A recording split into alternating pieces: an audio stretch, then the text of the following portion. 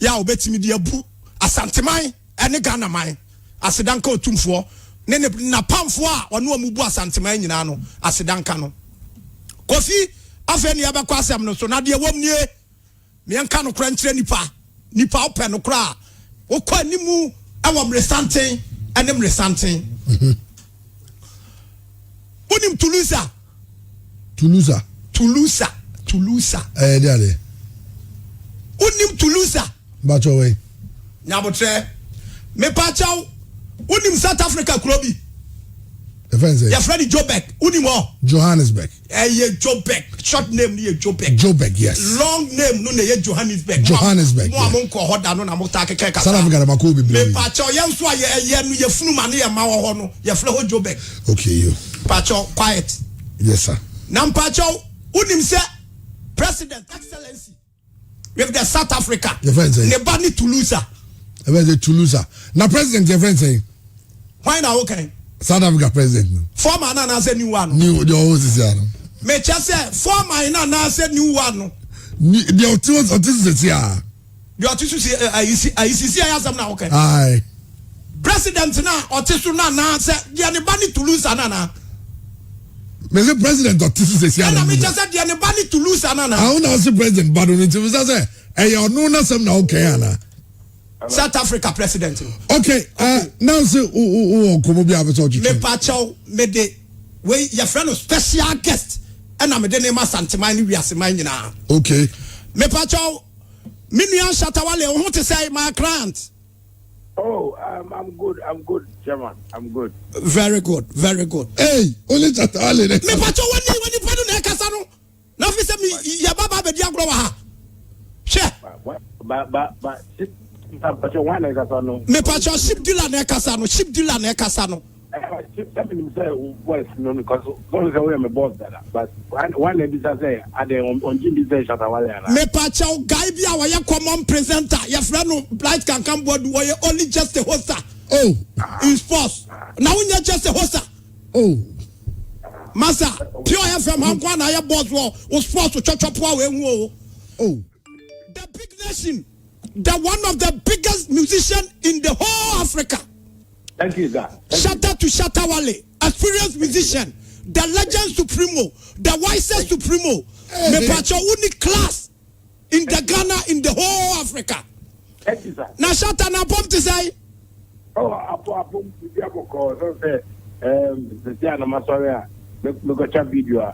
And me no te wena they get them so me chairman na friend me now say me know there who friend me there I can't say no and just 750 call no pass into my face thanks to thankless what here for that was say your friend want to one pupu ti say what share richest person in the world now only need him come on and pay you be yen shira na be yen shira banso Shatta na enipa bi akeka nsensem bi se na nsen ya se ho ya fe papa and ya se na nsen so no the ama ewiase man ni Ghana man ni Africa nyina ni agye ho ni se yesi wudi aduru ba bia and yesi abobi so awosa de ba no aye frosted dicey wickedness mafia aye musician pa na anuma wodo de ba yesi nya ize kula ni yesi say dance all king no yesi say you flow dance all king be me flow dance all king of kings me pacho sana say etiefo say me mfama wa ye flewo na pacho ewiase man ni Ghana man nyina busa say ho ye de no ye nyame adom no ye bibia boko na izo mbese mentia obia o tie me free them pure FM mojuma mo ye mono o presenter no sometimes or down so do me nim dentia on tim bi say last time na me ka show bi say una o ma me first loan am dey me first abo o man jimbi okaya sem pa okaya sem nyame be hira no be hira wo biem nso de wafra dum akwadum mu amen na Shatta ewiase no untimi nya 100%. I believe I trust say nya nipa nyina na be dog sa eye dey a Jesus Christ kra no o watamfo kakra nipa de si aye nipa obi wo ha de obeye bia enya ne fe na Shatta de wo mne say nansen amanfo chese eno man kitinkiti bi etotototo wo mo mpe wasem ne de yesi obi mpe wasem a wo sa no achia ne pa na me de I believe say sans and some in America, I am normal because you're the only free. I am normal America. Very normal. Very normal. Yes, I am normal America. Yeah, America no when can you beef? And your problem be and Kawunya. But I believe so in Africa some. And some any baby. Yes. Yeah, but one development in Yama for and Yama Bino Oze, who say no, because me bow America crash. I said, I'll teach you.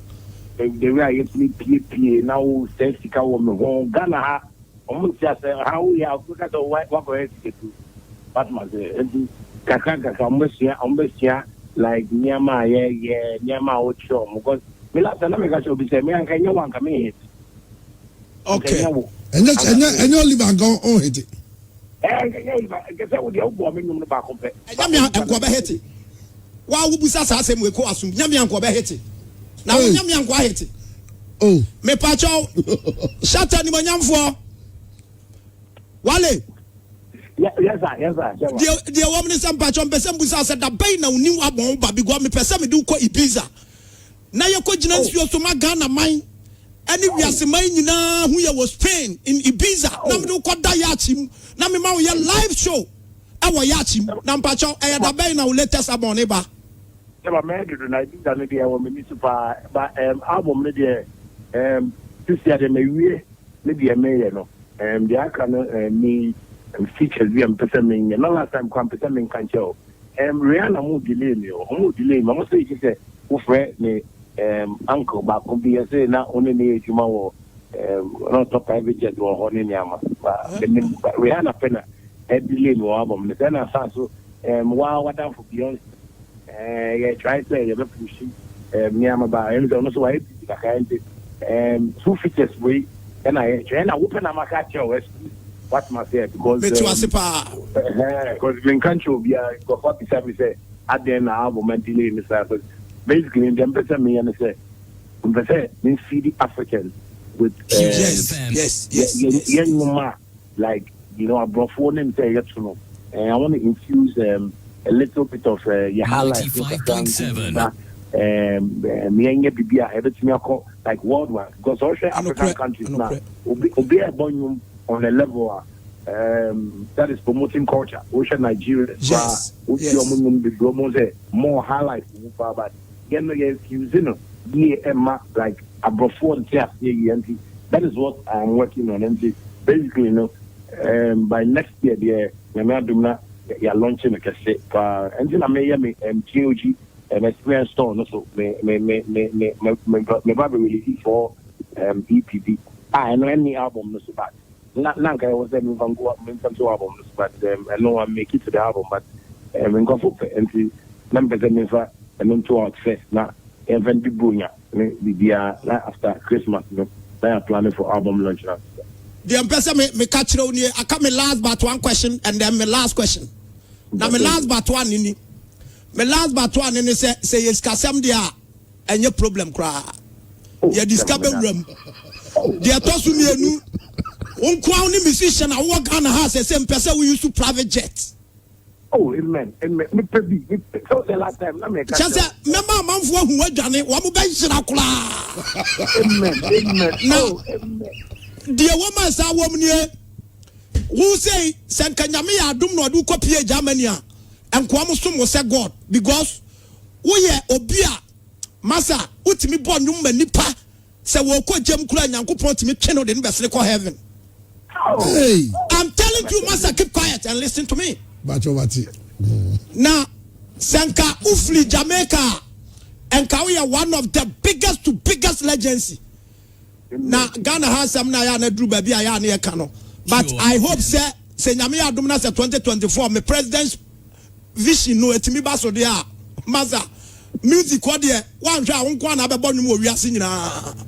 Oh amen. I got me kwa me butu ama president dia because me dia nyama wo yama me no dia wo ma wo se kwa gumi without colleague not you know me the way kata no down so me the omni say aya ne class ni di mi na no un say wo mo no ma tena krom ha che enti ha life no wo mu on say se nipa se o de ho bo yedie ni a obi an wadi ye a bibia di boa no na wie ni ye enti excuse me sir wale ewiase man ni Ghana man ni asante man titiriu obia se odawase se womla a wodi twa video ya wase womla kakra yi ya wodi ama pure FM kumase no ewiase man ni Ghana man nyina ese wo Shatta wale omo dawase pa Mr. Madam was because yenti ame interview better obian say what motivates me sa woni o colleague me say me friend Blight can come board do oni hwe your friend Blight can come board do common presenter the come board like the cartel la nyama o yama me no who join e be boa so okay so me shows are now that now me boss okay but Meda was because wow so the last time so what to carry la crabia man me pacha we dia nanka me pe omo dia dia so omunima ne